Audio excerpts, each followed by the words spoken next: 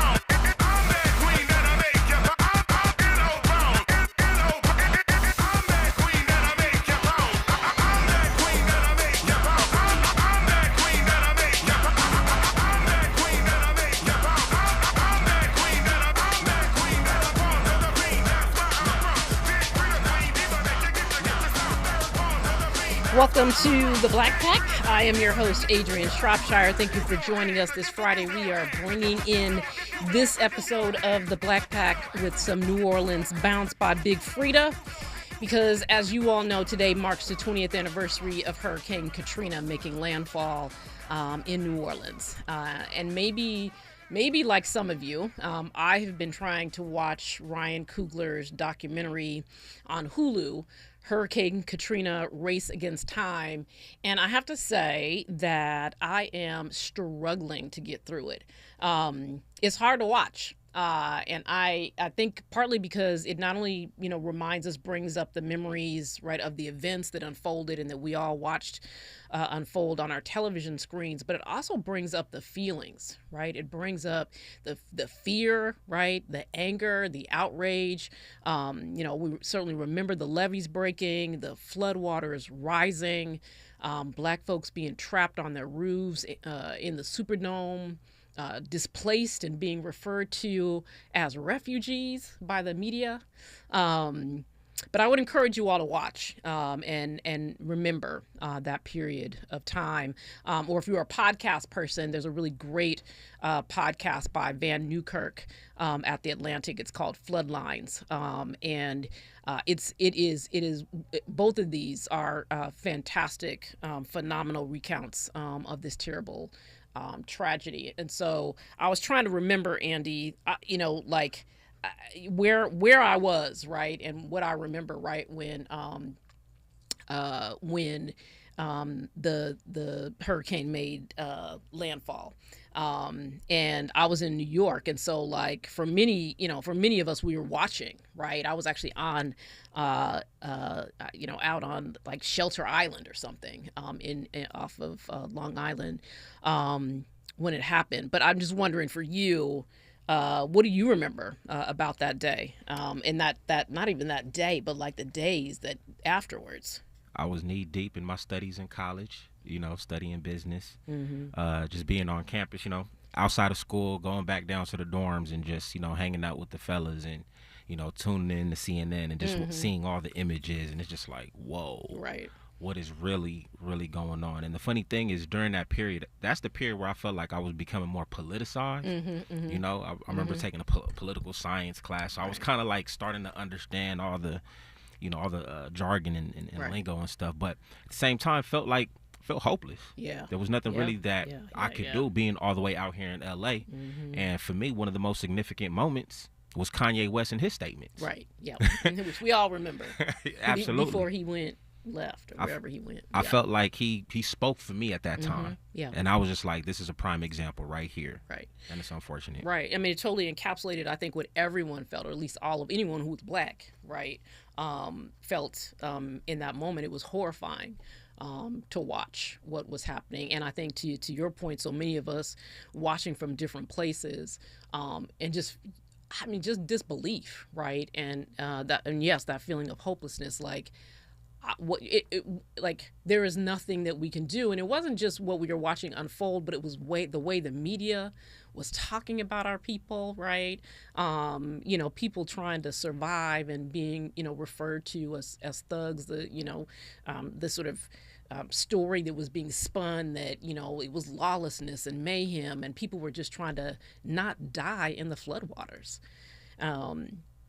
So this is why it's hard to watch the documentaries, but I would, I'm gonna finish. I'm gonna power through, because in theory there should be some lessons, right, that we've learned, and that we are learning. I think Katrina was really kind of a foreshadowing, not of just the coming climate disaster and the strength and power of these storms, and fires, right, and floods, right, but just the failure, right, of our federal government to be able to respond to natural disasters, and then on top of not responding to natural disasters, contributing, right, to the devastation and dehumanization in the aftermath. And unfortunately, we haven't learned a whole lot from that disaster or any of the others that subsequently, right, devastated people's lives and communities. And we now have a government who has zero interest in even pretending to be competent. Like, does FEMA even exist anymore? I don't even know. But coming up in this hour, we're going to be joined by Amy Castanel, who's the senior digital strategist at the Working Families Party, to talk about her reflections 20 years after Katrina. She has a really great piece a reflection that I want to talk with her about. And in the 5 o'clock hour, we're going to return our attention back to Chicago, where the mayor, governor, and other leaders and activists are preparing for the possibility of the Trump administration to deploy the military and other federal law enforcement to the city in another attempt, right, to intimidate and harass Black communities and Black leaders. And those leaders, the sort of elected leaders and others in Illinois and in Chicago have been speaking out. They had a press conference earlier this week, and I think we have a clip of Mayor Brandon Johnson.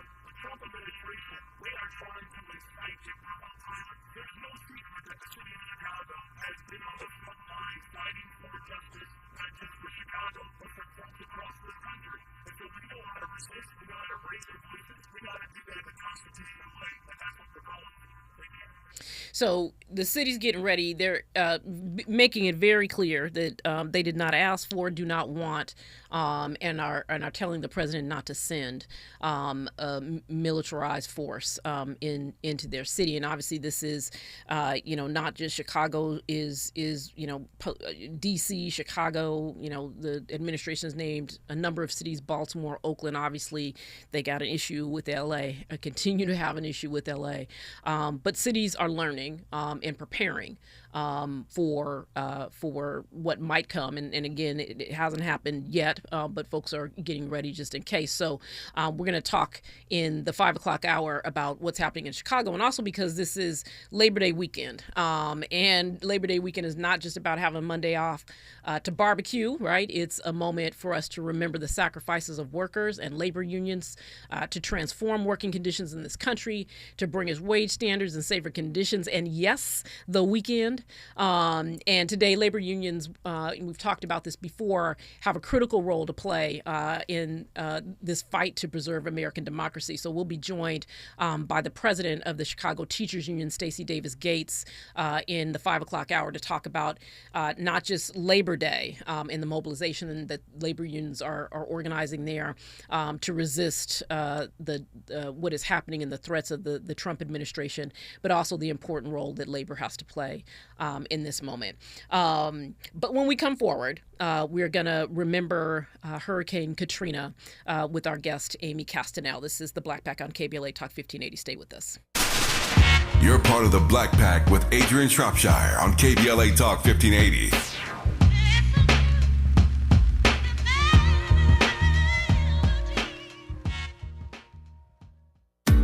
Exciting news, ladies!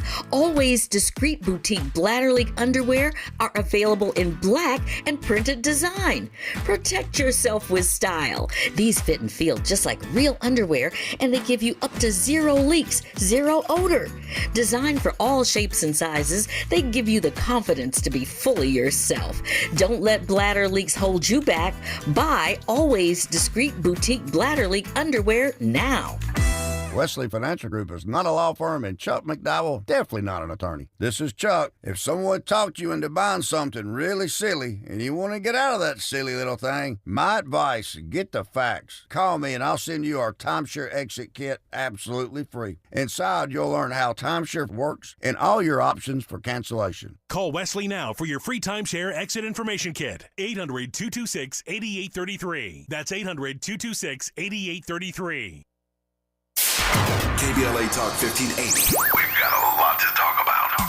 KBLA Talk 1580, connecting you with services and solutions. LA County's new Justice Care and Opportunities Department, or JCOD, is here to support justice-involved individuals and their families. The JCOD Support Center is now taking calls at 1-833-LACJCOD. That's 1-833-522-5263. Available 7 days a week from 6 a.m. to 11 p.m., the Support Center is your one-stop shop for re-entry issues and court support. They offer court reminders, connections to local services, transportation assistance for housing, court appearances, and childcare. The JCOD hotline provides personalized help to connect you with services that you need. And don't forget to check out justiceconnect.org for more information. Remember, it's free and available every day at 1-833-522-5263. This is a community call to action from KBLA Talk 1580.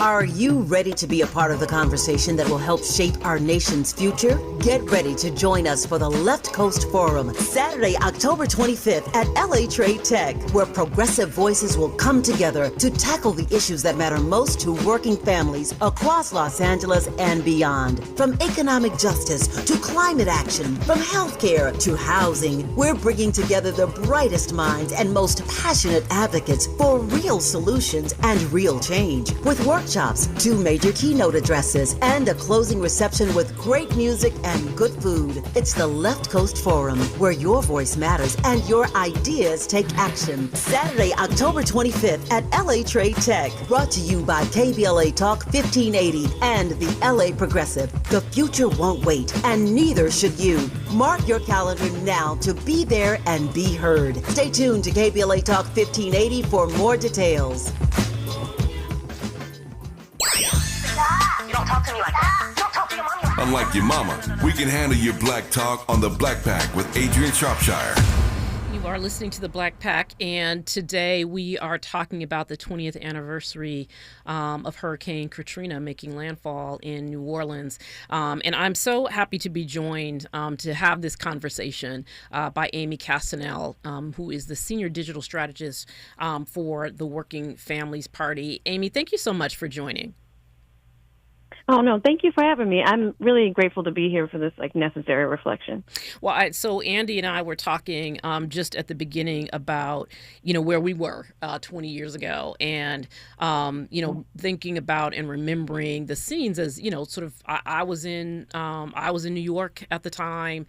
Andy was here in school and just seeing the scenes play out on television. And you had this really lovely piece that you wrote called The Water Always Knew, watching home drown from a distance and what Katrina taught me about collapse. And I have to say, I read that last part and I nearly collapsed because I think it so encapsulates that feeling, right? That of being there, like sort of flashing back to 20 years ago. And Andy and I were talking about like feeling hopeless, like watching these scenes play out, how our people were being portrayed the devastation of the hurricane itself, but then obviously the aftermath. So take us back to where you were when Katrina hit your home, and what you were feeling in the days as things unfolded.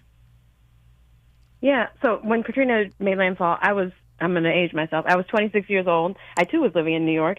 I was working at a human rights organization called Witness, and I was just far from home. I was watching everything happen, watching my city drown on television, while people around me literally were saying things like, do we really even need to rebuild New Orleans? Like, is it useful still? Yes. It was one of the most disorienting moments of my life, for real. On the one hand, I was supposed to be doing all this like global human rights work, but on the same time, I'm watching like the greatest human rights crisis I've ever witnessed happening in my own backyard, and I couldn't be there. I feel you. I felt helpless. I was furious. I was deeply protective of my home. But you know what struck me the most about those first few days was like the disconnect of the media, painting all Black New Orleanians as looters and criminals, and the government treating us like we were an afterthought, while I knew what was actually happening, that Black New Orleanians were saving each other. They were cooking for each other, carrying each other to safety, and I was proud of that part. Like, I'm proud of the resilience, but I also just carried the pain of knowing that this country was willing to question whether my home and my community even deserved to exist. Right. And so, 20 years later, I feel like that question, who is worth saving, is still something that we're contending with. It still lingers in policy and disaster response and how Black communities are treated.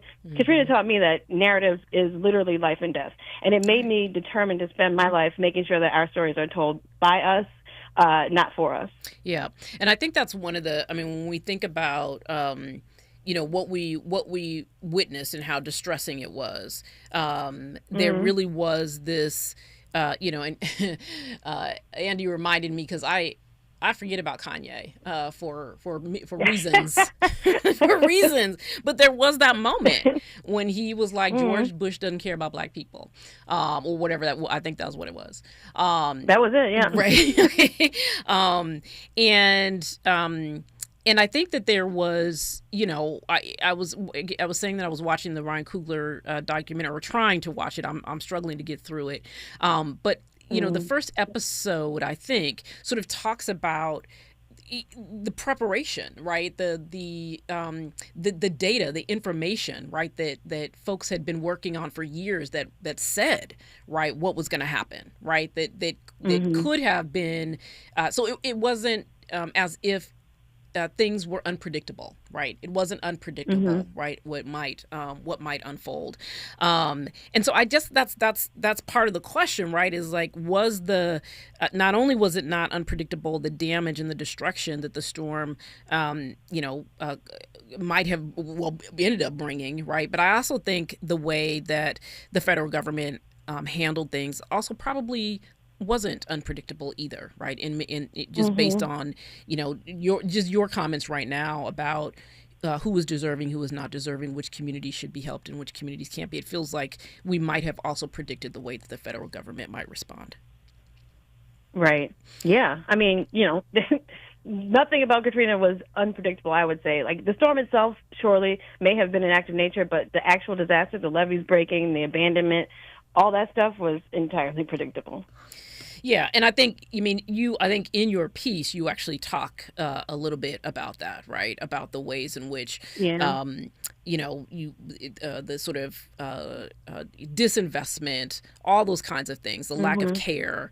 Talk about that a little bit, because I think that's not maybe hindsight is 20/20, right? But I think that in the moment too, folks were aware of what the potential might have been.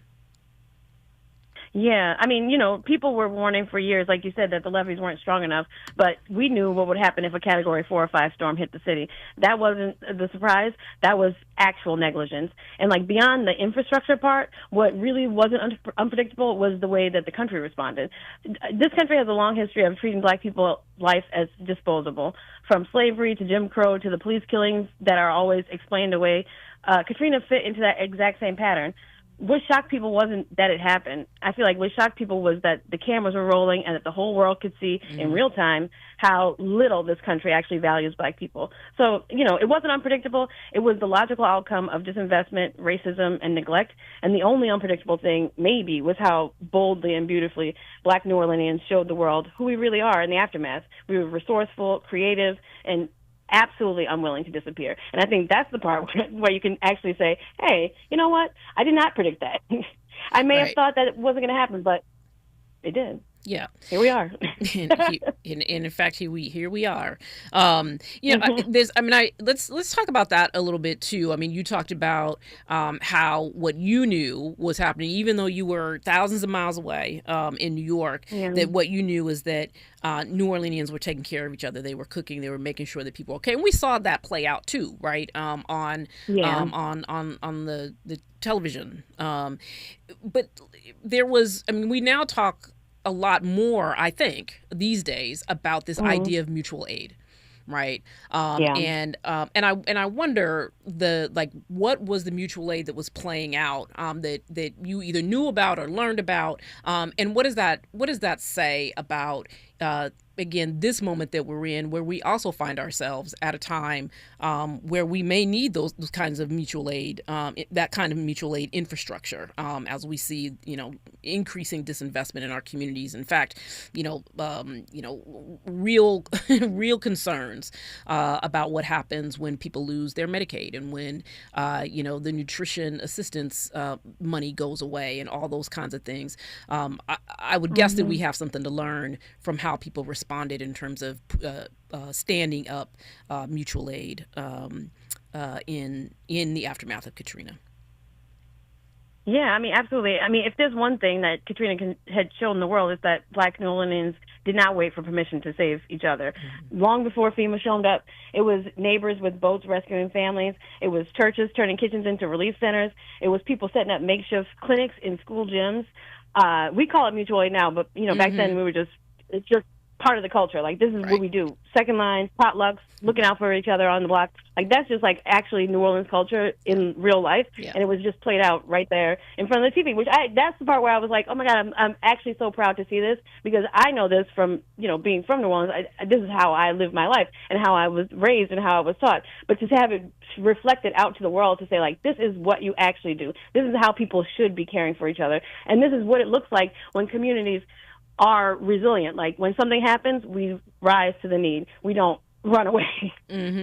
Well, and rise in the midst of people saying things like, "Who could have known?" Right? Or like who could have predicted? But also what you said about while people are suffering, while the water is still in people's homes, while people are still trying to, to find, a shelter and food and take care of their children and get medicine and all that kind of stuff, people were saying already, well, it shouldn't be, like, let it go. Like, why would we even rebuild it?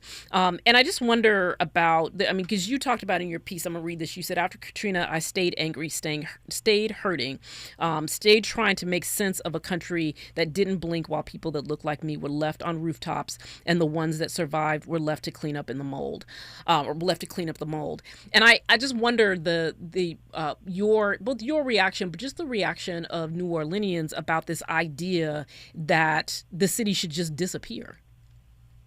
Yeah, I think, after Katrina, people organized housing for displaced families. They created cultural spaces to keep traditions alive, and we told our own stories that the media refused to tell. And I feel like that is part of mutual aid as well. It was solidarity rooted in the understanding that if we don't protect each other, no one else will. And I feel like that's the lesson that we can all carry forward from Katrina. Like, these mutual aid networks that blossomed during COVID, the way organizers in places like Jackson or Houston prepare for hurricanes today, all of that has roots in Katrina.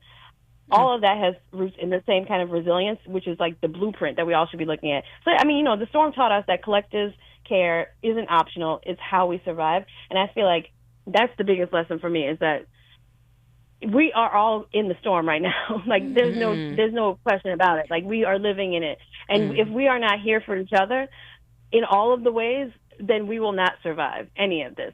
You, me, and, you know, L.A. to the other L.A., Louisiana, we need each other. Yeah, and I think there are talk about those parallels, because I think that, you know, and this is, I mean, again, in watching the documentaries, and Andy reminded me that there's more than just, you know, Kugler's documentary out there right now, but there's a you know, an anniversary video almost on every streaming platform. And one of the reasons why I feel like it's hard to watch isn't just because it's sad. I mean, I guess I'll just say what it is. Like, it's sad, and it takes you back to the sadness, but it also, you know, there are also parallels, right, as you were saying, to what's happening right now. And you said in your piece as well, that there was this sort of foreshadowing, is what I said earlier in the show. But talk about those parallels and how we should think about the parallels between what we saw on all fronts, right? When Katrina happened and where we're living right now. I think the biggest thing for me to understand is, like, the best way to look at the parallel is really to think about, like, how essential local organizing is, no matter where you are. Because, you know, climate change might be global, but disasters are always local. It's on your block, it's in your neighborhood, it's in your city. You know, there's a fire, there's a hurricane, there's a this, there's that. The truth is that communities know what they need better than any federal agency ever will. So, like, after Katrina, it wasn't FEMA or the National Guard that kept people alive in those first days. It was neighbors. It was church leaders and grassroots groups. People like my uncle, who went out on his boat by himself, single-handedly rescuing people from rooftops when the city and the country had abandoned them and sentenced them literally to death. So, like, you know, when local leadership is centered, the response is faster and more humane and more rooted in justice.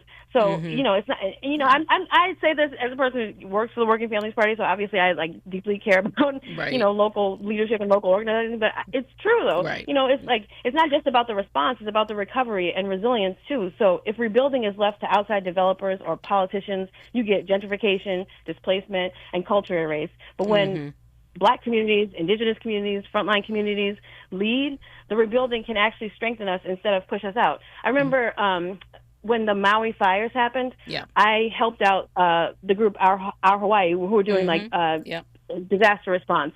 And, you know, we were just calling people to let them know, like, you know, this is what the Red Cross has to offer. This is temporary housing that you can get. This is money they can get, you know, things that people need in the immediate moment. However, those calls that we made to those folks from people who are in Hawaii to other people who are in Hawaii, just to figure out what they need and how to get the resources to people, that created context. So if people knew who they could talk to, who would actually get them the stuff they need. And they went on to organize for way more stuff after that to get, like, actual progress going in Hawaii. And I mean, that's the kind of stuff that we all need to do. Yeah, I think that's right. And I want to talk to you a little bit about that, like, sort of recovery, but then also you talked a little about in your piece about the future. And so I want to talk about that too when we come forward. We're going to continue this conversation with Amy Casanel from the Working Families Party.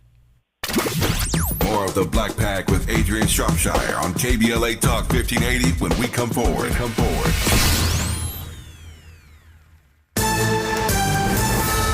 I'm Amber Payton with BIN News Now. Chicago leaders are bracing for possible National Guard deployment.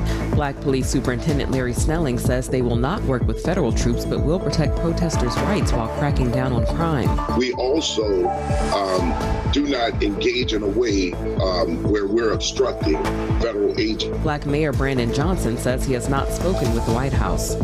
Former Vice President Kamala Harris says her Secret Service protection is ending. Biden had extended her detail for a year, but President Trump revoked it as she readies for a nationwide book tour. Her office thanked the Secret Service for their service and dedication. And Cracker Barrel has removed its Pride and Diversity pages from its website after controversy tied to a recent logo change. Reports note the LGBTQ+ Alliance and DEI pages are gone, with the company saying it was just, quote, clearing out-of-date content, end quote. Get BIN News Now on demand 24/7 on the iHeartRadio app. Delays in East LA due to a crash on the 5 southbound before Calzona. Looks like they're just about to reopen the 2 left lanes, and slowing served up out of Griffith Park from just about Colorado. The drive's affected on the 2 southbound as well. We're seeing a couple of crashes in addition to the slow traffic. Southbound coming up on the 5, and then in the backup near Verdugo Road, 2 extra crashes with a slow drive almost from Colorado. So big delays there. Also in Irvine, the 5 northbound is starting to thin out. We're seeing delays here away from Jeffrey Road all the way to Harbor and Anaheim. Right now, there are young people across the world facing a tough choice. Continue their dream of education or drop out to help their family put food on the table.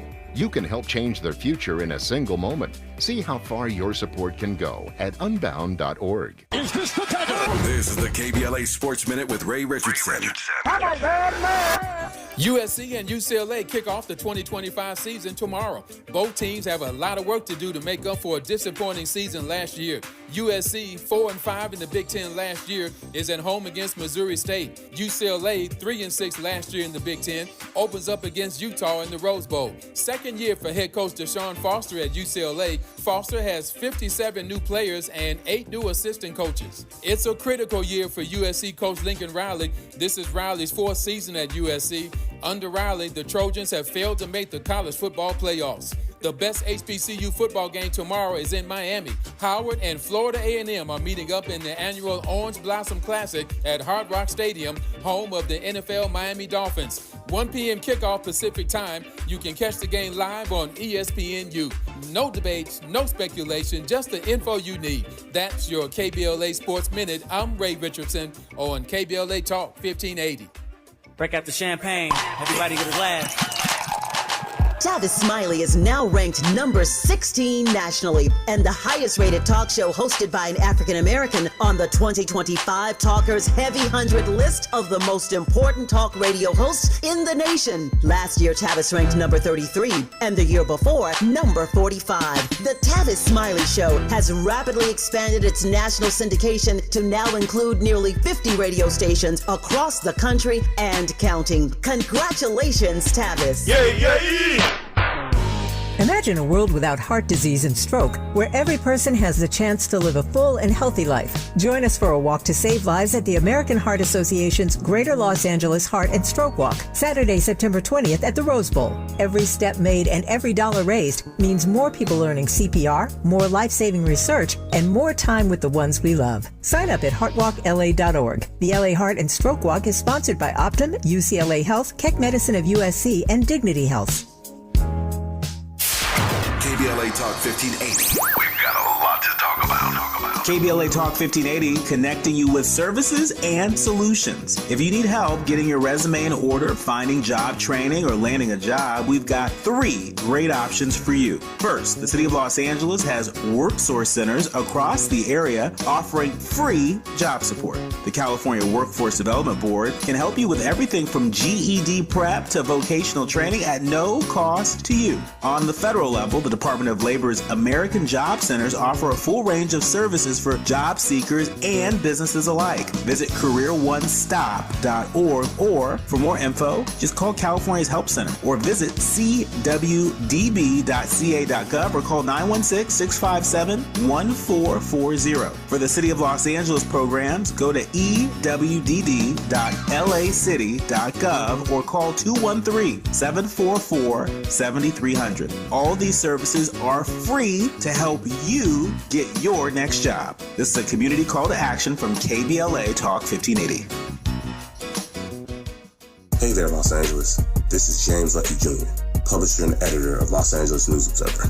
Are you hungry for news that matters to you in the African American communities of Los Angeles? Well, buckle up, because we got the scoop you've been craving. Stay in the know and never miss a beat with our free weekly publications conveniently available near you. Or hop on the digital wave and become an exclusive subscriber at OGNSC.com. Don't forget to join the party on Instagram and Twitter at OGNSCINC for behind-the-scenes access and sizzling updates. No more FOMO. Let's stay informed, connected, and empowered together.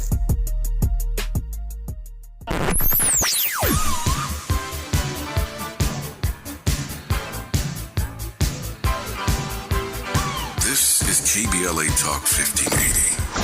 Talk Radio. That's music to your ears. We're unapologetically progressive. KBLA Talk 1580. Let's get back to more of the Black Pack with Adrianne Shropshire right now on KBLA Talk 1580.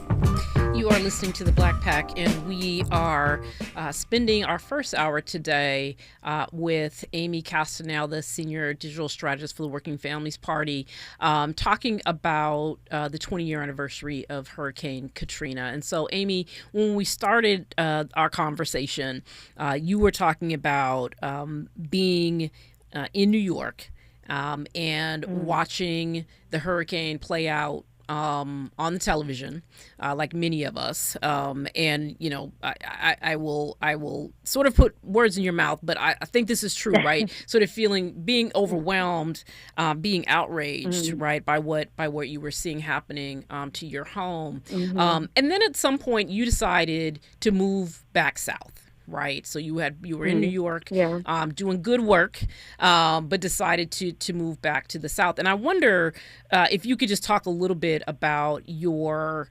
that decision, right, to return back to the South to do the organizing work that you thought was important. Yeah, I mean, I loved living in New York. It was a great time. I lived there for almost 15 years, so it wasn't even a short time. It was a long time. But, I came back south for lots of reasons, one of which is I was working with WFC, actually, on Stacey Abrams' campaign, so I needed to be down here. Right. But also, I just deeply in my soul believe that, like, the strategies that were born in the South, the ways in which the resilience of the people in the South, the way that people organize in the South is very particular to the geography and very much rooted in community. And I think that's the way forward for all of us, genuinely. Like, if we do not have this kind of mutual aid network set up, if we don't have this kind of commitment to local organizing, we will not survive moving forward. Like, as we have seen already, like, the federal government is taking all kinds of advances on all kinds of things. Extreme measures, some might say. Extreme. Some would say extreme, yes. And so if we are not in control of where we live and what we're doing, if we're not aware of, like, what our neighbors need and how we can fill that need, then we are lost. And say, lost. I'm going to ask you to actually repeat a little bit of what you said in our earlier conversation about the importance of local leadership, right? About the importance of the difference in not just, we're talking about Hurricane Katrina and sort of the rebuild, the aftermath and the rebuilding, and what folks had to do. But we are talking about parallels to today, and I think you just did that now. But when we were talking earlier, you're talking about how the care in which local leadership, right, both local elected leadership, I think, but also just local folks, right, the care with which they will, the care that they will take to ensure that the spirit, right, the culture of a community remains whole in the aftermath of a disaster. So I want to just ask you to talk a little bit more about that, maybe even repeat some of the things that you said, because I thought they were really important. Yeah, I believe truly that local organizing is absolutely essential. Climate change might be global, but disasters are always felt locally. And so the communities know what they need better than any federal agency ever will. When local leadership is centered, the response is faster, it's more humane, it's more rooted in justice. And it's not even just about the response. It's about the recovery and the resilience. So, like, if rebuilding is left to outside developers, this is what I was talking about before, if it's left to outside people, politicians, developers, the president, whomever, what you get is gentrification, displacement, and culture erased. Period. The end. Like, there's no option for anything else, because how could they know? They're not there. But when actual communities who are, like, frontline communities are the ones who are leading, then when you're rebuilding, it actually strengthens instead of pushing people out. It brings people back together, and that's what we want.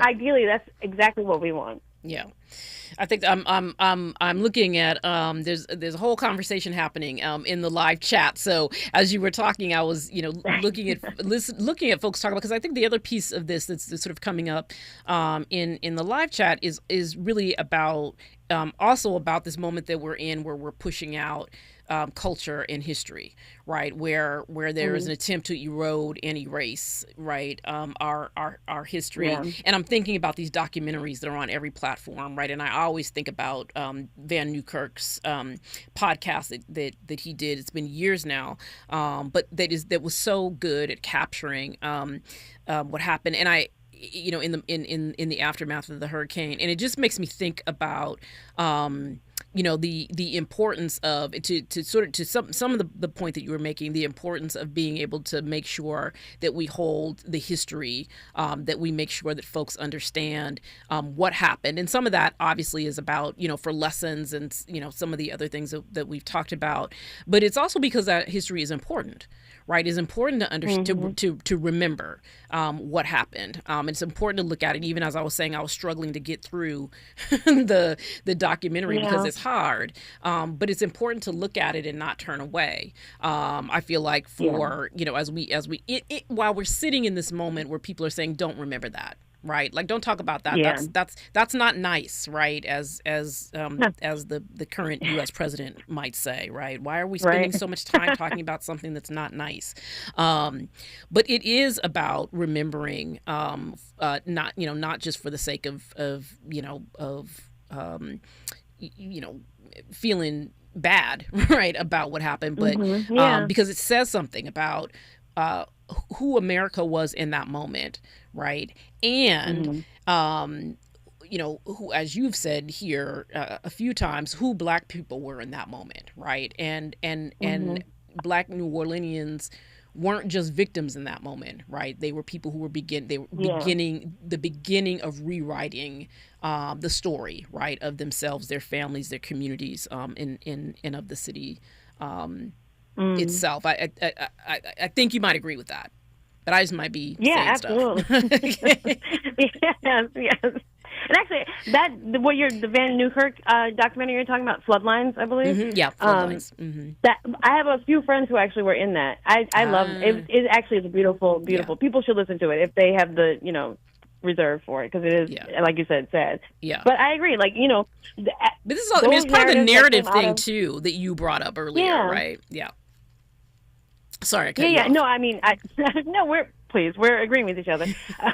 But those competing narratives are they're still with us always. The official story in 2005 painted Black New Orleanians as looters and criminals and people who were out of control, and that narrative justified a militarized response instead of a humanitarian one, period, at the end. It's the reason we saw troops in the city with rifles instead of buses to evacuate people. That story didn't just shape the response back then, but it set the tone for how disasters are handled now, with suspicion towards Black and poor communities, as if our survival is actually a threat to anybody else. But I mean, I feel like the community story, the real story, was one of resilience, of neighbors saving each other, of food shared and songs sung in the darkest moments. And that narrative is alive, too, because you can see it in how the mutual aid networks we see all the time have become the first responders in everything from hurricanes to pandemics to everything after that. Yeah. So, you see it in how young people talk about abolition and building safety from the ground up. It's beautiful. So, 20 years later, the fight between those two narratives still shapes policy and perception. One says Black people are a problem to be contained. We hate that. The other says we're the solution. We're the proof of what survival and community care actually looks like. And which story wins out determines whether resources go to cages and police or to housing, healthcare, and resilience. And we are seeing right now, unfortunately, our president is choosing one narrative over the other. And we have to be clear about what the real narrative is, I think, in this moment. Yeah, I think that's right. And I think clear, not just because it's important to, it's going to shape policy, it'll shape response, but also important for us to remember. And I think that's one, again, going back to this idea or this moment that we're in, where there's this sort of erasure of history, erasure of fact, right? But there's also an attempt to squash memory. Right, to memory hole everything about how we respond, right, in moments. We're gonna wrap up our conversation here with Amy Castanel. When we come forward, I want to talk a little bit about the thing that you just raised about the future, right, and what the future might look like, and whether or not that's predictable, because we talked about whether things are predictable or not. But when we come forward, we'll jump into that. This is KBLA Talk 1580. You're part of the Black Pack with Adrianne Shropshire on KBLA Talk 1580.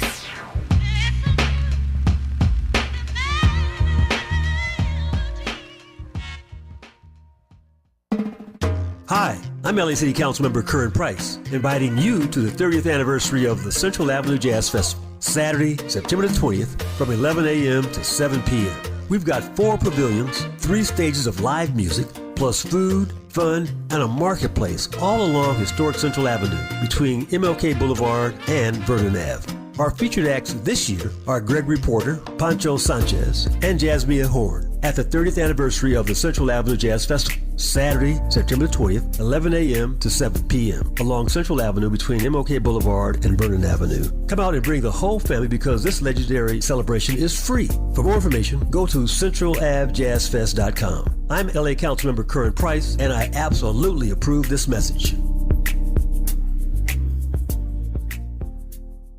With a KBLA Talk 1580 editorial, I'm Dr. Nicolai Corte. Let's preserve Black land stories before they're lost forever. I want to personally invite you to be a part of something historic. As journalist in residence for the Black Land Lost Narrative Archive Project, I've joined forces with powerhouse attorney and social justice champion George Fothery, the man who helped make history by delivering justice to the Bruce family in Manhattan Beach, securing the first known return of land unjustly taken from Black owners by a local government. That victory was monumental, but it was just the beginning. For generations, Black families have acquired land through grit, faith, and determination, only to lose it through violence, legal loopholes, forced sales, and systematic racism. What's been taken goes far beyond dirt and deeds. It's the erasure of wealth, identity, and legacy. That's why we've launched the Black Land Lost Narrative Archive Project, a national effort to collect, protect, and preserve the stories of Black land lost before they're buried, forgotten, or erased altogether. Because there's power in telling Black stories, there is resistance in remembering, and there's justice in being seen and heard. This is where you come in. We're inviting you to be a part of this historic Black narrative archive. If you or someone you know has experienced land loss, displacement, or forced property sales, your story deserves to be heard and remembered.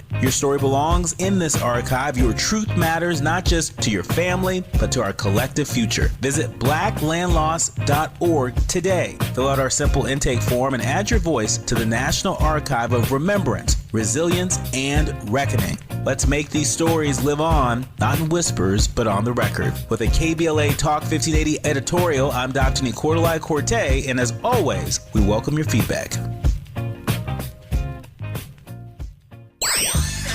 don't talk to me like that. You don't talk to your mommy like that. Unlike your mama, we can handle your black talk on the Black Pack with Adrianne Shropshire. You are listening to the Black Pack, and we are wrapping up our conversation about the 20th anniversary of Hurricane Katrina with Amy Castanel. So, Amy, you in your piece, and I just want to, I feel like I need to say the title, how you titled this piece because it was so great. The Water Always Knew: Watching Home Drown from a Distance and What Katrina Taught Me About Collapse. And you talk about the future. Right. In this, you talk about what the future might look like, and you've talked about some of that here today too, right? That's future that's rooted in mutual aid and people standing up for each other and for their communities. But talk a little bit more about the broader future, right? That you talked about. I loved you said that you said I'm just going to read it. I'm just reading the whole thing to everybody right now. So, you said if you want to know what a truly abolitionist future might look like, I can show you that too. I've seen it. It looks like, and then you list a bunch of things, and you said it looks like no more jails masquerading as mental health facilities, which is so on point.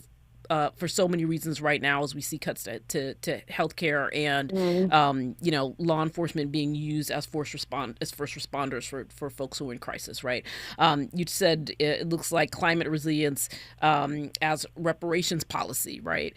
Talk about some of the other things that you thought were important for us to sort of embrace as the potential future that we all could create together.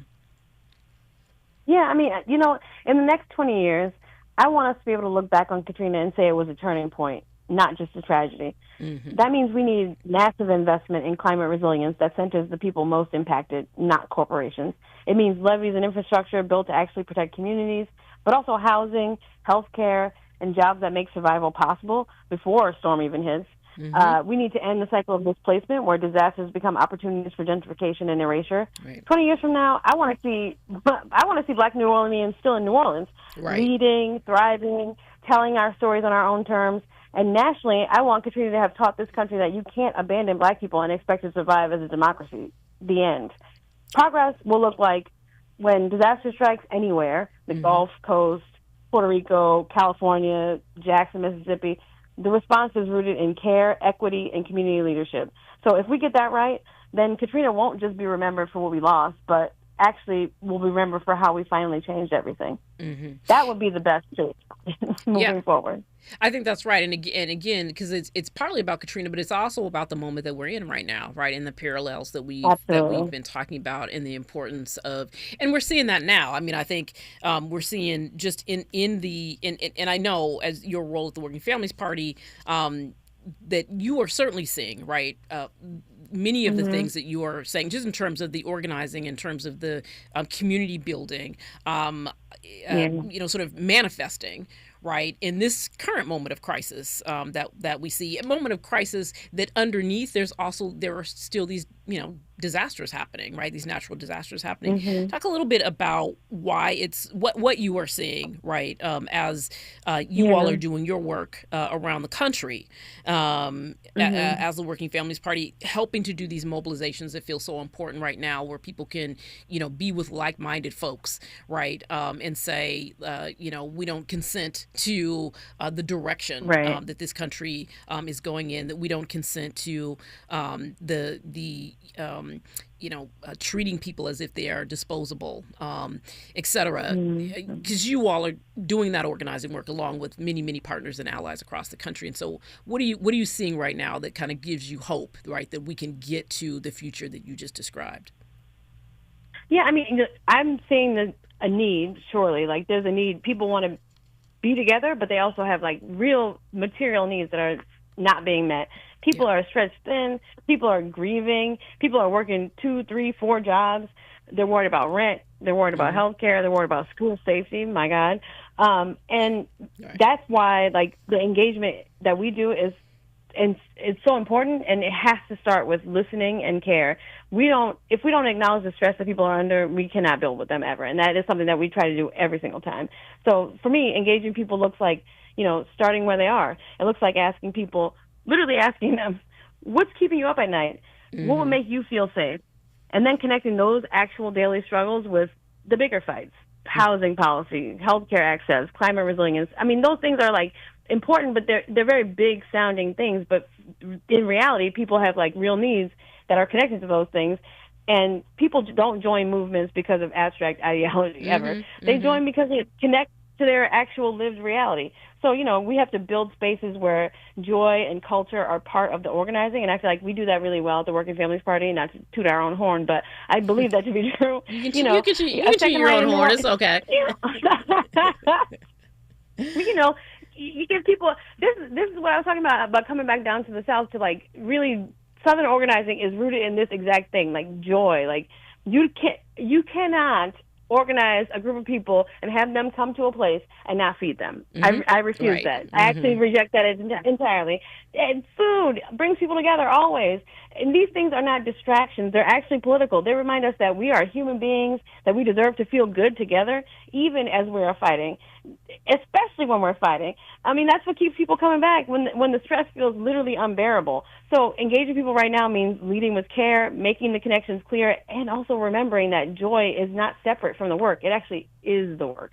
We need to remember that joy is possible and joy is implicitly necessary always. And I think the other part, I think, of the question that I was asking you, which you sort of pointed out or alluded to there, is really about I was watching things unfold, right, in New York, as you were, right, 20 years ago, but I'm not from New Orleans. right? And even though I feel like New Orleans has a special place in the hearts of Black folks around this country, whether, you don't have to be from there, right? Like your people don't have to be from there, but it still holds a particular place.